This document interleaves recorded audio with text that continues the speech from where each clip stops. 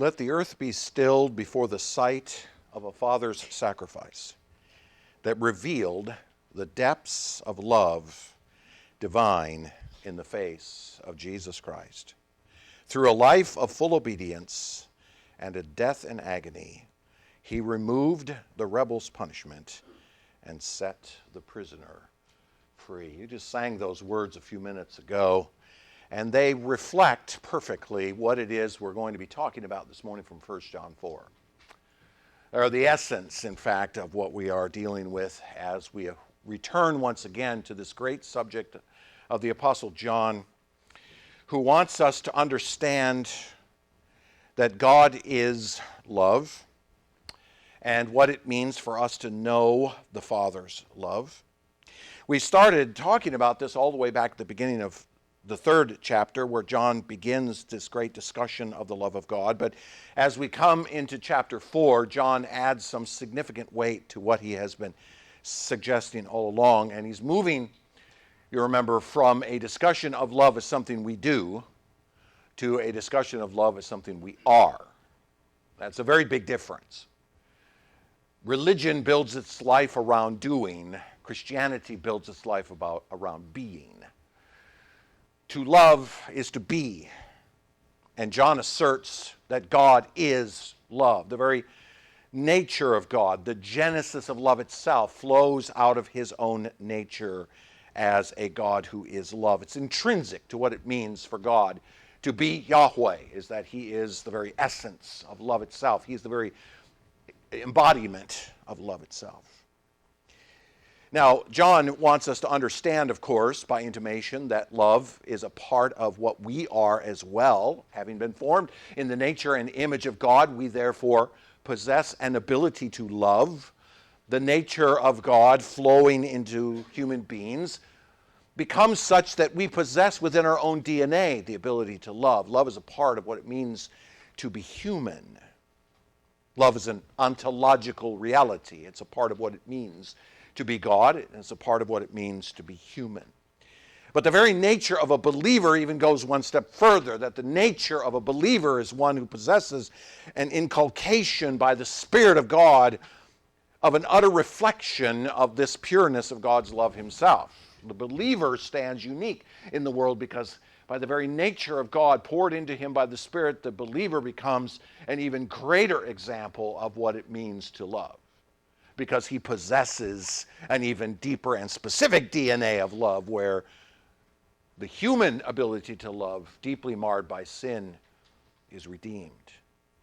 The Christian, therefore, is to love others because he has been endowed with the very nature of God as love. Now, as we talked about last week, there's a metaphysical problem in all of this reality of the nature of God, and that is that we cannot, by virtue of our finitude as human beings, we cannot intrinsically know the nature of another. We cannot peer into the heart of a man and know what he is. We cannot read his mind. We certainly cannot do that with God. So how can we know that God is love if we cannot peer into his nature? Well, the answer, of course, is that God comes to manifest his love. God has sent into the world an utterly unique person. Monogenes, the monogenes one, is the one who is utterly unique. The God-man, Jesus Christ, is unlike any other. It is the one who is God himself tabernacling amongst us. God pitched a tent in the human experience and came to show his love. He demonstrates it through the actions of the incarnation and all of what happened as a result of him walking and talking in this world. God sent his Son into the world. He tented amongst us. So the very nature of God, the very ontology of God, the very essence of who God is as love appears in human form. Jesus Christ is the picture of the nature of love, because he's the very nature of God, visible to us in the tabernacling amongst us.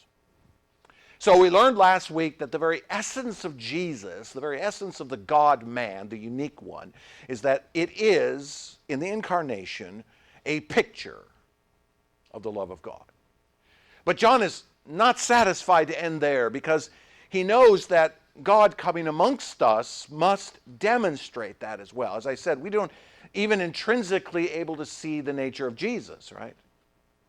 We must see him by virtue of what he does. All right, so Jesus becomes then a manifestation to us. And in verses 9 and 10, which we return to this morning, we're going to look at these two great manifestations to us. And there are two specific facets of this manifestation that come to us. And I would put it like this: Jesus didn't just show up. Okay? God could have just shown up and stood there in Galilee, and his glory and his radiance could have been visible, I suppose. But even then, ironically, we still wouldn't have gotten it. The guys that came down from the mountain of transfiguration, what were they doing after they were coming down? They had seen the glory of Jesus, and they're walking around going, all right, which one of us is going to be the greatest amongst them? No, Jesus needed to even manifest in a greater sense the very love of God. Now, we recognize fully, of course, that Jesus is the very presentation, the ontology, the nature of the love of God. Yes, okay? But Jesus also came to do that which would show us the fullness of the love of God, to demonstrate it to us. And John gives us two pictures here. He gives us two specific facets to this that become concrete actions that clearly show us the nature and fullness of God's love, especially towards those who are his own. In other words, if God really wanted to show us his love at the level of our souls, not just the level of our consciousness, but the level of our souls, what would he do to make that clear? What would he do?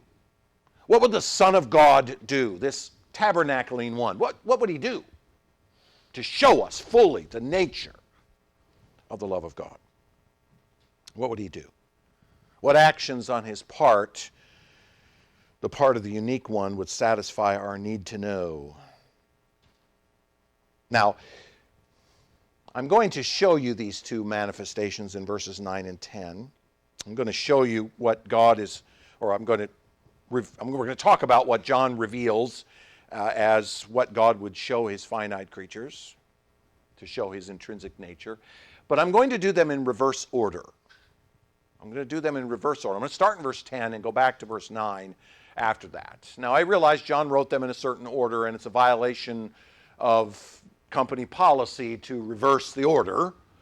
But I'm going to do that anyways, and I think you'll see why by the time we get to the end, because I think the first one is really only understandable through the second one, which may be the reason why John includes the second one after the first one, but okay. So let's start with the second one, verse 10. Now, you remember both of these verses start with something to the effect of, in this is love. Okay, here is the demonstration of love. Verse 10. In this is love, not that we have loved God, but that he loved us and sent his Son to be the propitiation for our sins. All right, so this morning we come to another one of those 25-cent theological terms, propitiation. Very difficult word to spell, but nonetheless a very important theological term. I would be curious how many preachers are preaching on propitiation this morning. Propitiation. It's a very important word theologically, and I hope to convince you of that as we go along.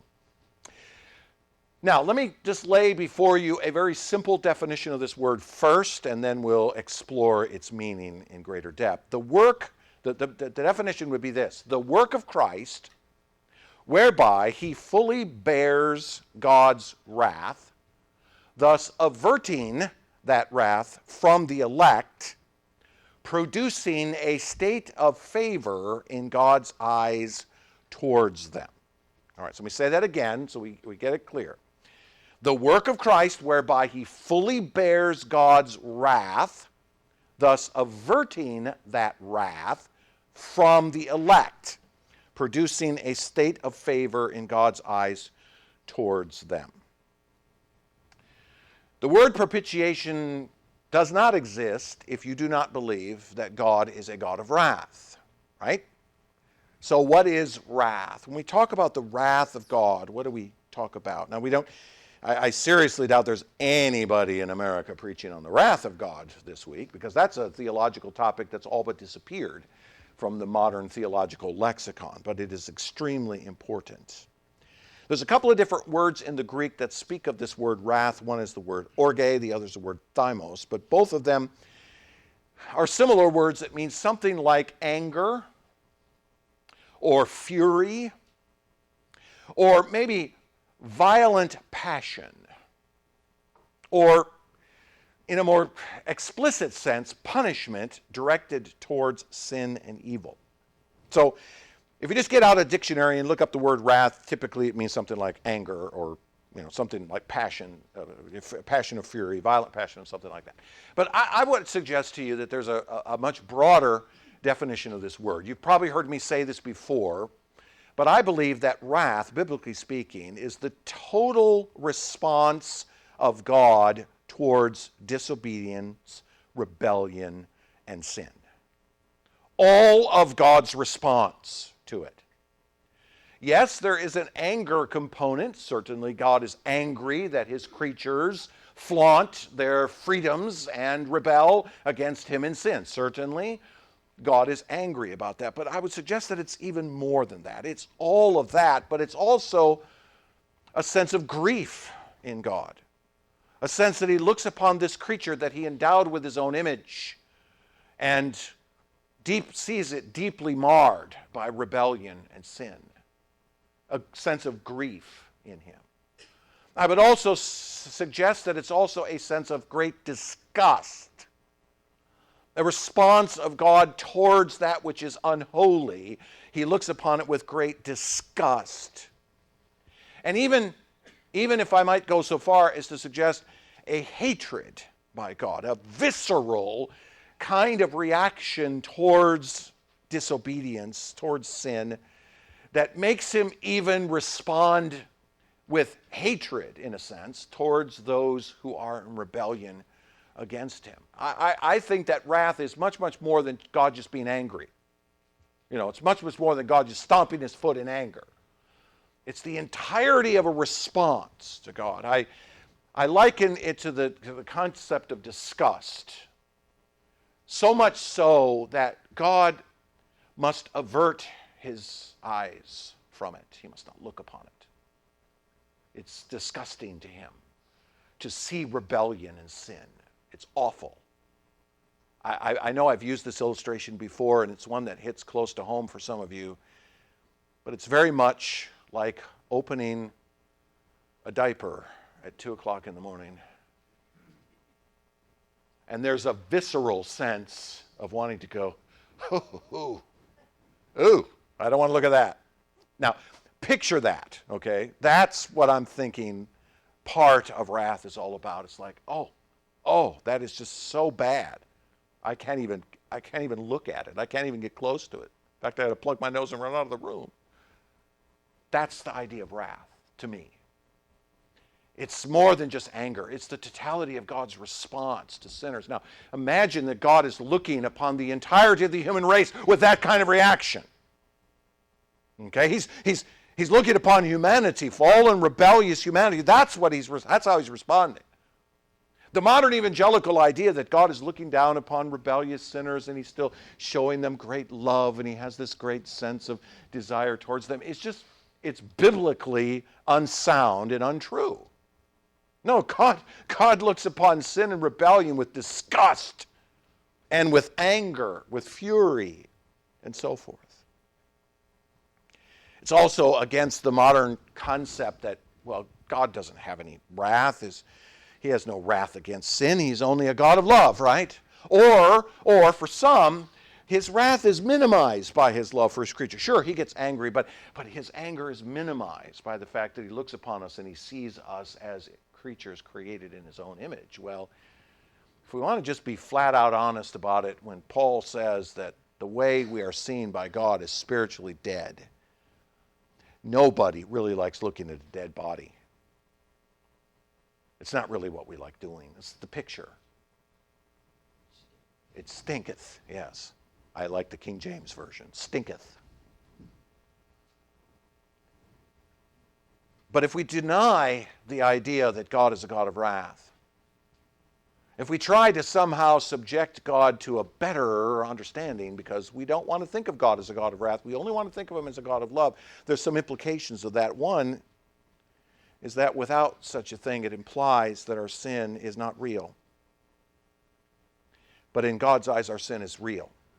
It is profound, and it is real. Wrath implies that our sin is real. To deny it is to minimize sin itself. Wrath also implies that God judges sin. God doesn't just react by turning away, but he must positively act as well against that which is done against his law. To deny wrath, then, is to deny the idea of punishment, which, by the way, is the reason why many evangelicals now have denied the concept of hell. Because, look, if there is no God, and if there's no wrath and there's no sin, then there's no hell. So we worship a wonderful God that doesn't care about anything. Wrath also implies that God does not love us universally. No. God is love. He loves everybody the same. No, he doesn't. No, he does not. To deny wrath is to equalize all humanity under the love of God, such that nothing we do alters our relationship with him. Well, you can't read the New Testament very far without coming to the realization that our behavior alters our relationship with him. If you don't believe it, just go back to Genesis chapter 3. It altered the relationship that Adam and Eve had with God. He banished them from the garden in response out of his wrath. No, the overwhelming evidence is of the reality of the wrath of God against sin. I had at least a dozen different passages that I thought I could quote at this particular point. But I'm just going to quote two of them, and you know where I'm going. I'm going to Romans 1 and I'm going to Romans 2. Romans chapter 1, for the wrath of God is revealed from heaven. When? Now, against all ungodliness and unrighteousness of men, who by their unrighteousness suppress the truth. Chapter 2, verse 5, but because of your hard and impenitent heart, you are storing up wrath for yourself on the day of wrath when God's righteous judgment will be revealed. Listen, the entirety of the doctrine of salvation, soteriology, the entirety of the doctrine of salvation is built upon the foundation of a reaction of God against sin. The entirety of it. This is, again, one of the major problems with the so-called gospel of our day.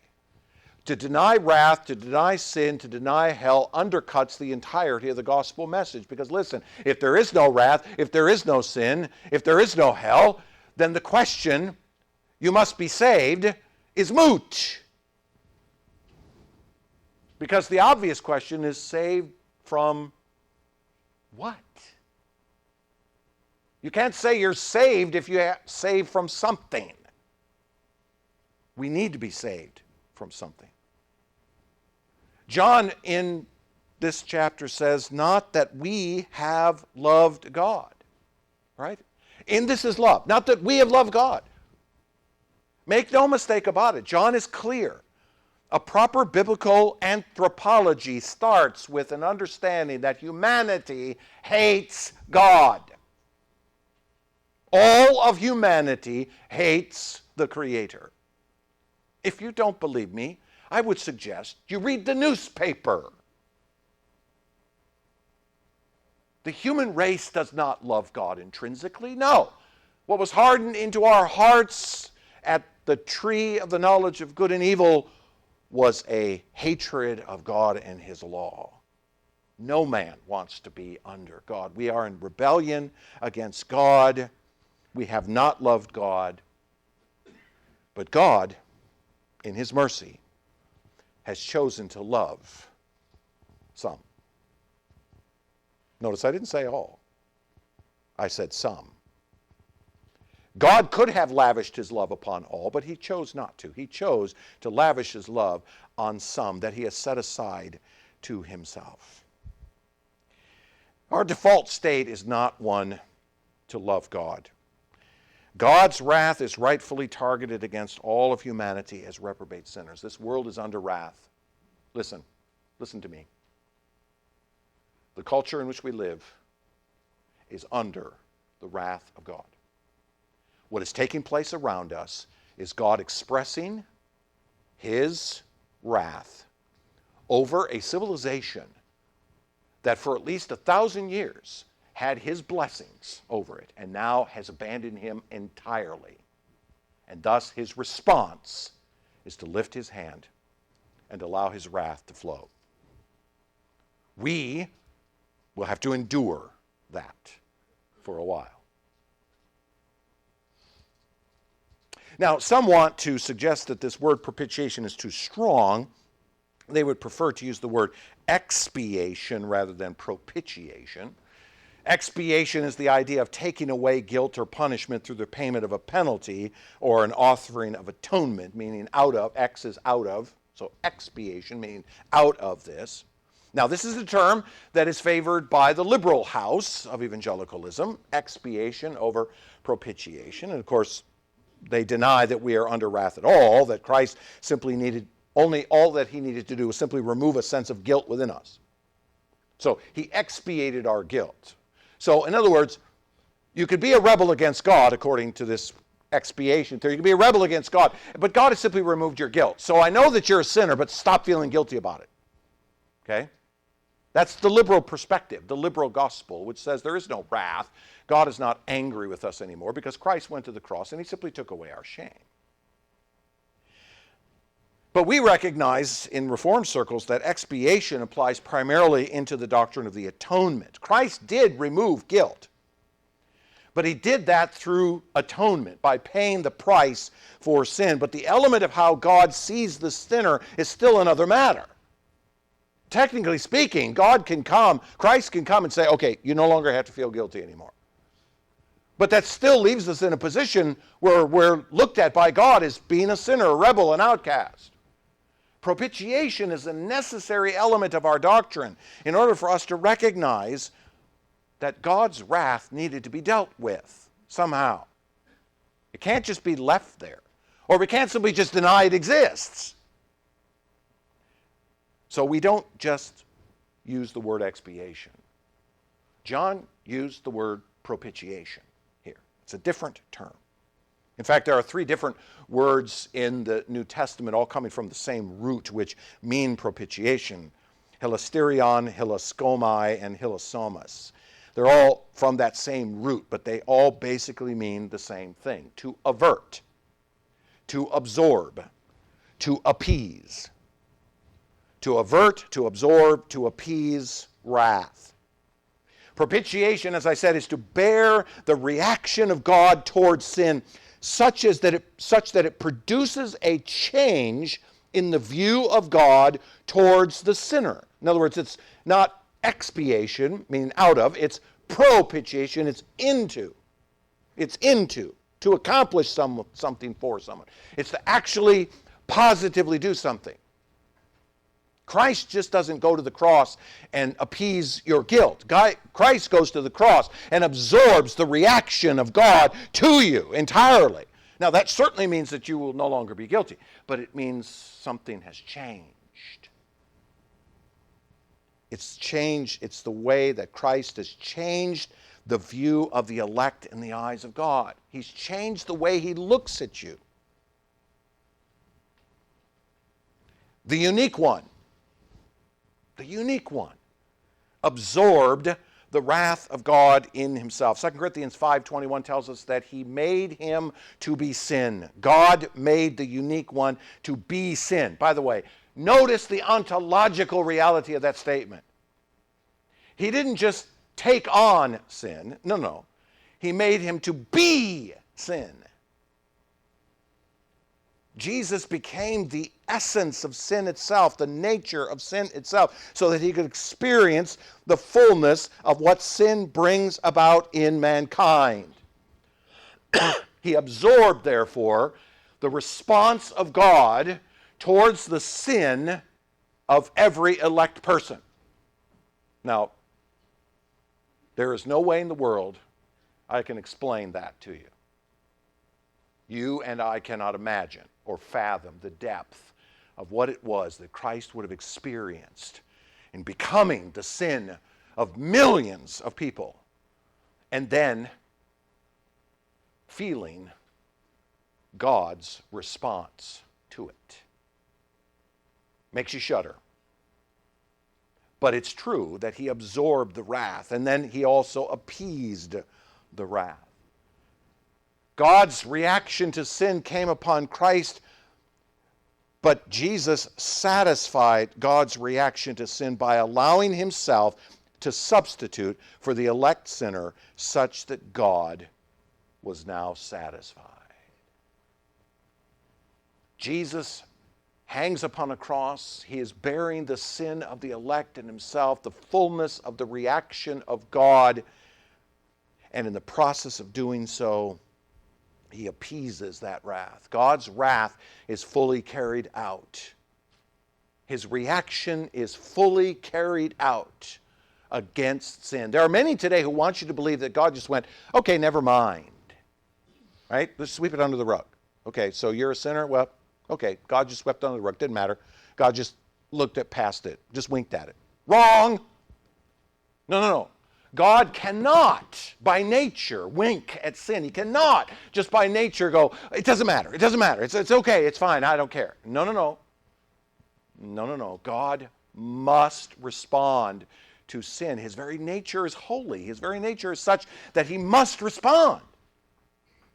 And so instead of responding in wrath against the people who deserve such wrath, he turns his attention instead to his Son.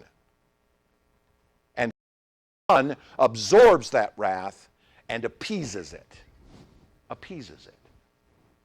And then averts it from us to him. He averts it. He turns it. The Christ takes the wrath of God and turns it away from us to himself. He says to the Father, take it out on me. Don't take it out on her, take it out on me. Don't take it out on him, take it out on me.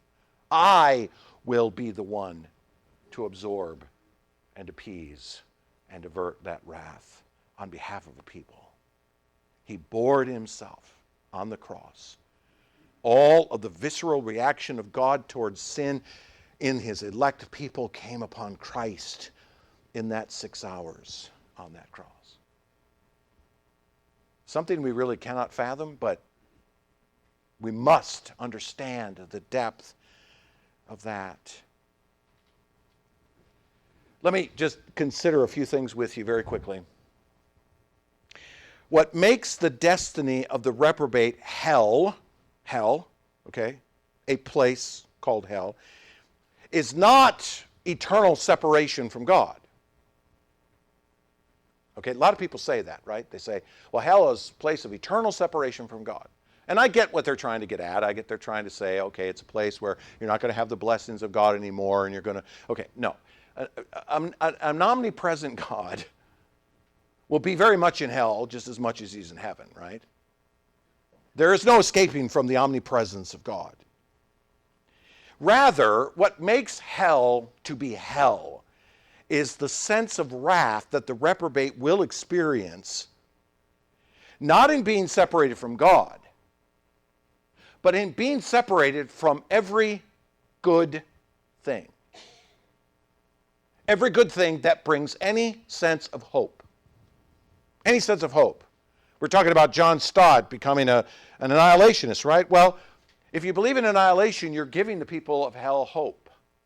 Think about it for a second, right? You go to hell, okay, you only have to be there for like 1,000 years, and then you get to escape. We're just going to blink you out of existence. Well, that's giving them hope. Try to imagine, if you can, I don't think you can, but try to imagine a place where there is absolutely nothing that gives you any sense of comfort or hope, where all you experience is nothing more than your own hatred against God and his reaction to it forever and ever. Again, that makes you go, No, you're not going to have friends there to help you through it, because that would give you hope. God's visceral reaction to the rebellious man then will be to withdraw all sense of good from him, leaving him alone in his hatred towards God. In other words, the irony is the wrath of God against sinners in hell is really leaving them without good in their own wrath. In their own wrath. So, this idea of propitiation is a necessary component of the nature of the wrath of God. It is important for us not to lose the reality of this doctrine.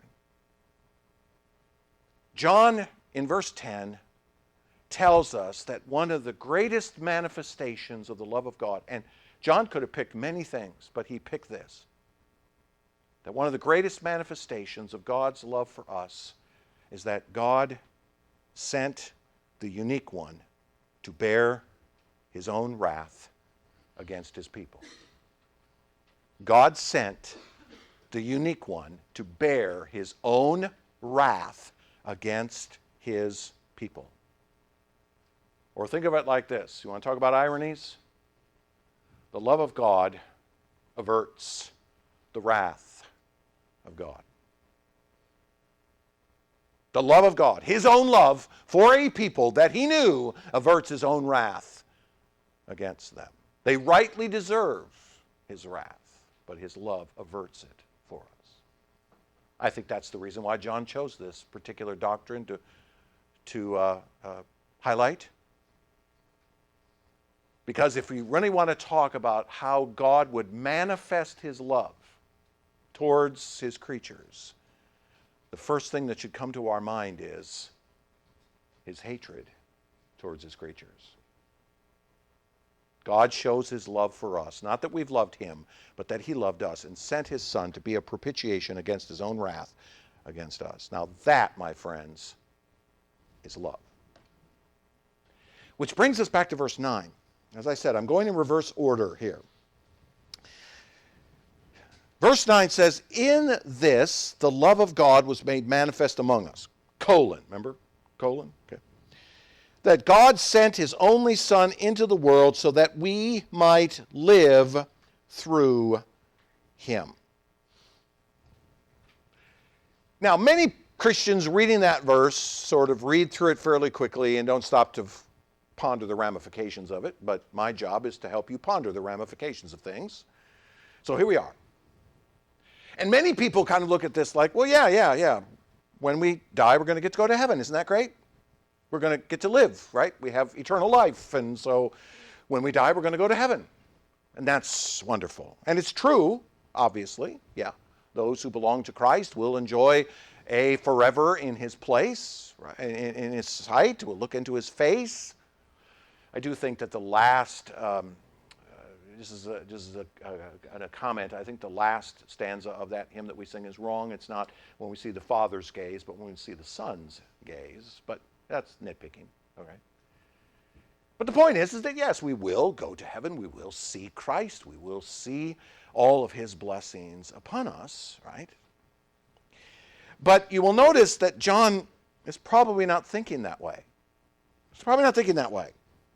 Because first of all, if we're thinking that way here, then it's sort of inconsistent with the whole point of the letter. Because what is the point of the letter? The point of the letter is chapter 1, verse 1. There is a word of life that has been revealed to us in tangible ways. This letter is about living in the present tense, which is exactly the way the phrase is written here. It's written in the present tense. Not that we might one day live through him, but that we live, present tense, through him. So John is not, I don't think John is in any way here referencing our eternal future. Certainly in the back of his mind, but it's not his primary thought. More likely, that John is saying that we who are believers, we who have experienced the love of the unique one that has come, we who know him are to live vicariously the life of the unique one. The life of the unique one. That Jesus, as the expression of God's love, lived a life that we are to imitate in our day-to-day experience. All right, now let's press that a bit. The word vicarious, as you know, means to live through someone else. To live through someone else. Experiencing their reality as our own. I'll give you an example. A dad who really wanted to be a football star, but never quite became a football star, but now he has a son, and that son is going to be taken to all the football camps and all the football training and everything else, and he is going to be pushed to become a football hero so that dear old dad can live through him. That's vicarious. Okay, that's vicarious. Living through someone else's experience, trying to experience their reality as our own. Now, I use that word on purpose because I think that's where John is going here. The atonement of Christ itself is a vicarious substitution. Okay, when we talk about the substitutionary atonement of Christ, we often include the word vicarious substitutionary atonement. We believe what the scriptures teach is that the elect went with Christ to the cross. We went with him. We were a part of him in that cross. Just as he was representing us there, if you will, right? As I said earlier, he went to the cross. He was bearing the fullness of the wrath of God against us. And so in a sense, we were with him there. Now, none of us were physically there, of course, but we were there in the sense that he knew us while we were there. He was representing us. He was absorbing the wrath of God on our behalf. So we were vicariously living through, or dying through him, I should say, going with him to the cross. Him literally experiencing it, us vicariously experiencing it, us through him. This is why John is using this term through. He's implying this idea of a vicarious sense. It's as though the Father saw all of his elect in his unique Son on the cross and poured out his wrath upon them in him. And he then absorbed and took it on their behalf. Christ knew his own and went to the cross with them. So we went, in essence, with him to that cross. So in this case, what John is doing is he's saying the life of Christ that we live through him in the present tense. Yes, we 2,000 years ago went with him to the cross vicariously, implying that we would also now live through him in the present tense vicariously. As he died, we died. As he lived, we live. Get it? Okay? We get it because that's what John is saying to us. He lived out the perfect human experience, so we who belong to him also live out that life. We are to imitate him, just as he lived. So we are to live. So let me do something rather odd here. I thought of this week. It was kind of a weird thought. The Spirit of God works in mysterious ways. Okay? Let's do an assessment of the earthly life of Jesus, shall we? Okay? Let's do an assessment of the earthly life of Jesus. And let's do it through the eyes of the typical modern American. Let's assess the earthly life of Jesus and see if his life measured up to the standards of satisfaction, contentment, and fulfillment, as we would define those terms in our day. Because I suspect that there are probably some of you who are going, I got to live that life? Okay, let's be honest about that life. All right, so let's assess it. For example, Jesus lived a life of poverty, right? He never owned a thing, and even his last earthly possessions were stripped from him. The last bit of clothes that he was wearing as he was hung on the cross was stripped from him so that he would hang there naked, and they cast lots to get his cloak, right? He owned nothing. So in other words, some would say, well, Jesus' life was a life of abject human misery. Is that the life you're expecting me to lead then? Are we supposed to imitate that?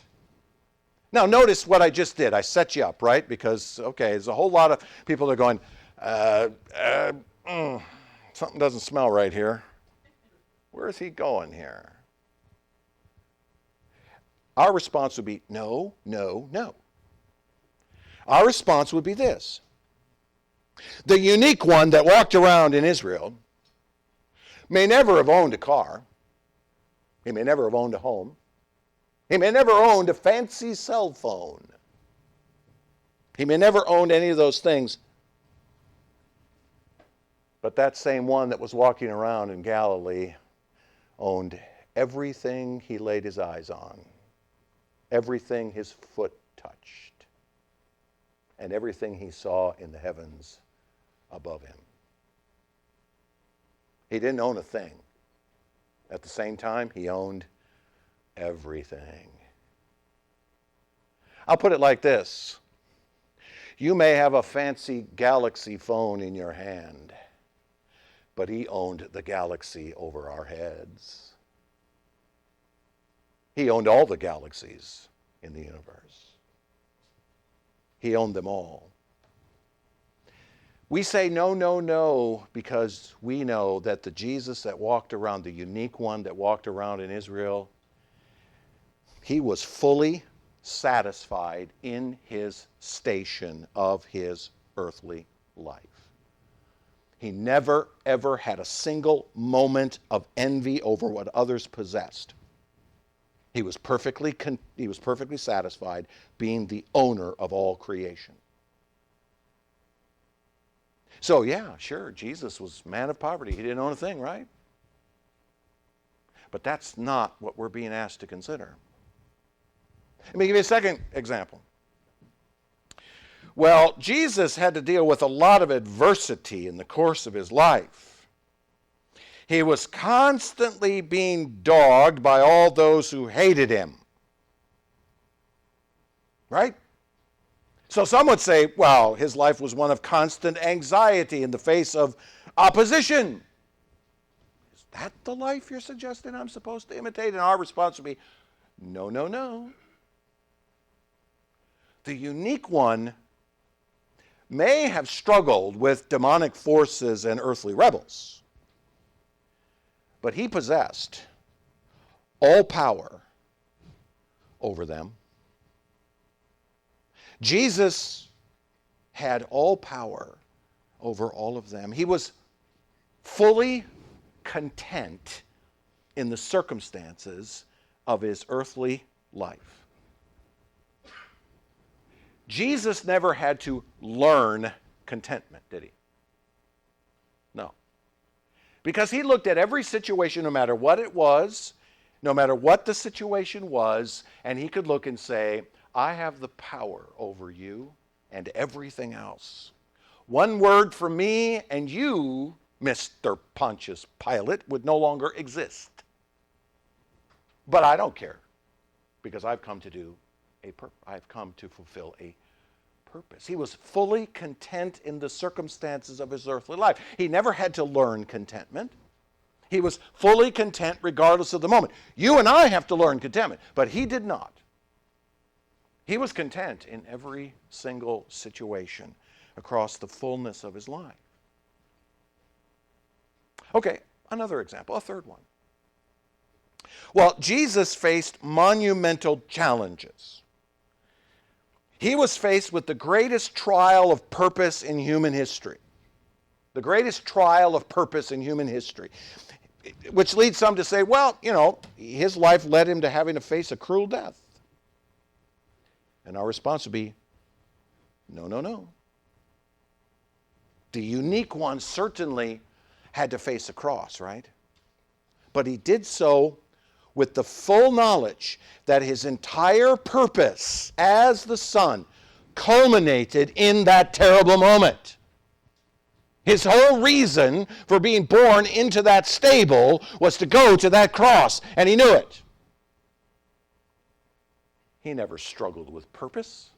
He never had to struggle with his reason for living. He never had to struggle with having a reason to live. No, because he knew his purpose all along. He was fully fulfilled in the purpose of his earthly life. He never doubted the reason for the cross. Never doubted the reason for the cross. He found his ultimate fulfillment in his obedience of submitting to it. See, the reason I give you those three examples is because sometimes we have a tendency to look at the life of Jesus and dismiss it. Many evangelicals skip from Bethlehem to Gethsemane. They have a tendency to skip over all of that in between, as though it's not important. Doesn't matter, right? Jesus lived, okay, he said a few things, and those are good things we should learn. But his life, per se, isn't really all that important. I say, yes, it is, and so does John. What is John saying? John is saying that we might live through him. That we might live a life like that. That we might live a life like that. The earthly life of Jesus, in other words, becomes a true standard for those who belong to him. The life of Christ becomes a true standard for those who belong to him. It is a life of satisfaction, contentment, and fulfillment. It is a life of satisfaction, contentment, and fulfillment that we are to enjoy through him. We are to live his life. There's an infamous book once written called Your Best Life Now. John's letter would be entitled His Best Life Now. It's not your life that counts. It's his life that counts. So how do we live the life of the unique Son of God? How do we live through him? How do we live that vicarious life through him? How do we do that? Right? Because I know you're asking. It's a reasonable question. Okay, preacher, we're supposed to live his life. How do you do that? How do you do that? Well, let me suggest to you that it's not as complicated as you think. We like to make it complicated because we are the type of people who love to complicate things, don't we? But let me suggest to you that it's actually very simple. We must strive to see the realities of our lives through his eyes, through his life. To live vicariously is to ask ourselves this question as we go through life: how would Jesus respond to this? Now, I am not in any way suggesting the what would Jesus do fad, okay, because that is a whole different cup of tea. That isn't anywhere related to what we're talking about here, because many that would wear a little rubber bracelet called WWJD would never really agree with the idea of God being a God of wrath, okay, so we're already separating. No, that's not what we're talking about. It's not what would Jesus do, it's what would Jesus be. Okay? Remember I said earlier, this isn't about love as what we do, it's about love as what we be. So that's where we're going here. We must strive to see the reality of our lives through his eyes vicariously, which the church is established to help us do through the preaching and teaching of the Word of God. The preaching and teaching of the Word of God is simply the means by which God will help you to live His life now. See, the question you should really be asking yourself just about every Sunday around, say, 9:50 or so a.m., maybe a little earlier, why do I go there? Okay? Why do you come here? Why do you come here, right? Now, do we come here to simply fellowship with others? Gather around in the hallway and commiserate about all our problems. Oh, it's so nice when somebody else hears about all my troubles. But let me ask you a question. When you commiserate with all your friends about your troubles, does it change your troubles? Does it make them any better? You might feel better about them for like 3 minutes, and then they come rushing back in at you, right? Because you can't escape them just because you've talked about them. Now, I'm not suggesting there's anything wrong with that. We should come together, fellowship together. Koinonia of fellowship is the idea of bearing one another's burdens. Okay? Yeah? We're to sharpen iron with one another, that's certainly. But our primary goal isn't to come to the church simply to fellowship, to commiserate in our miseries, to share our hobbies, to revel in our recreations, or to hash out the latest sports scores. Those things are fun, but they're not the primary reason we come here. You can do that the other 167 hours of the week. Rather, the church is established and we come so that the doctrine and theology revealed to us in the Word fills our minds, changes our priorities, and flows out of our lives. Do you know what the vision statement of Grace Fellowship Baptist Church is? Do you know what the vision statement of Grace Fellowship Baptist Church is? Anybody? Do you know it? Yeah, it's printed on the front of your bulletin every week. Changed minds, changed hearts, changed lives. Changed what? Changed lives to the glory of God. All to the glory of God. But where do we start? We start in what we know. Ow. We start in what comes up in here. The reformers, by the way, the magisterial reformers understood this to be true. They stared at the Catholic Church of their day and recognized that the totality of the thinking of the Roman Church in that day was nothing but emotion. Nothing. There was no intellectual substance whatsoever. And they stood against that and said, that's not the Christian gospel. The Christian gospel starts with men like John writing things for you to consider up here.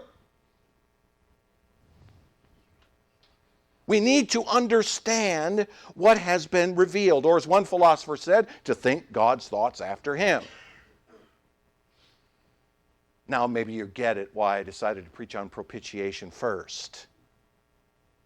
Because to live his best life now is to understand that he bore God's wrath for you so that you can stand before God without his wrath upon you. You no longer have to fear his wrath over you. If that ain't living, I don't know what is. That's wrath. That's propitiation, sorry. We have peace with God. And if we have peace with God, can we not, by definition, find peace with others?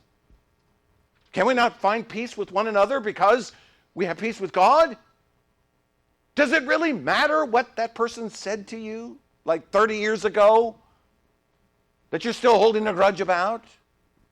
No. Because we have peace with God.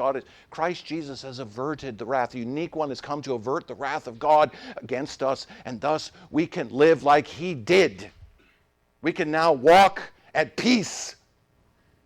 Jesus was more at peace with the Father than any human being that has ever lived. Right? Therefore, we can too. We can too. We find our satisfaction in our station by imitating Christ. Just as he owned everything and thus was covetous of nothing, so we can learn that in him we too have everything God has ordained for us to have. in anticipation of a day when we will want for nothing. We don't have to worry about the station of life that we're in because we belong to the one who owns everything. So who cares if we're rich or we're poor? Does it matter? No. We find our contentment in the same way. Just as the Son of God was content in every situation that he was in, so we too should be content in every situation we are in. As Paul said, I've been in every imaginable circumstance. I'm paraphrasing here, right? I've been in every imaginable situation under the sun, and I've learned to find contentment. I've been rich, I've been poor. I've been healthy, I've been sick. Doesn't matter. I found contentment in all the situations, just as Christ did. You see, that's what it means to live through him, to live vicariously the life he lived. We think differently, and therefore we will live differently. Our priorities will change when we think properly. And the result of that is that we will want to think like him. We will want to live as he did, rather than being worried over every little thing that comes. And we will also find fulfillment, because we will find real purpose in following him.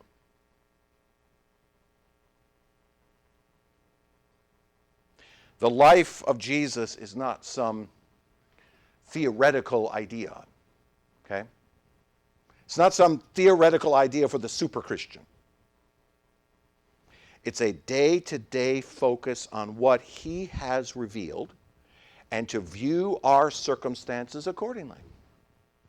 To simply look through life with the lens of biblical revelation. Who is Jesus? What does it mean that Christ has propitiated our sin? What does that mean every day when we live and talk and move and have our being? To see the world through his eyes and to imitate his response to all things. How does Jesus Christ view this world?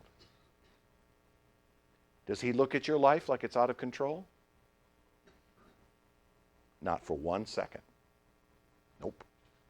You may look at it that way, but he doesn't. Because he sees you through the lens of what he has purposed to accomplish. Look, my friends, we need to start thinking like that. We need to say, look, the world looks like it's out of control, right? It's not. It is not. And your life is not out of control. You may not find yourself satisfied with what you own, but he's satisfied with what you own. You may not find yourself content in the circumstances you find yourself in, but he does.